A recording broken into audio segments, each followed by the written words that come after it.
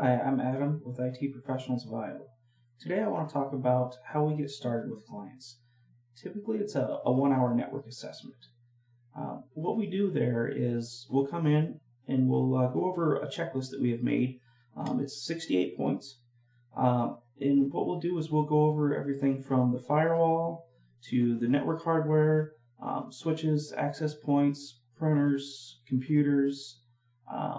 We'll make sure updates are done. We'll make sure you have good antivirus. We'll make sure that you have backups, both local and cloud-based. We'll look over your email solution to make sure it's secure.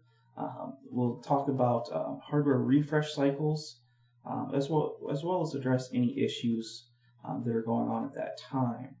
Now, I'm going to make more videos on each subject. We go a little more in depth as to what we go over, what we recommend, what small businesses need. So stay tuned for those, and we'll get those out for you. Thank you.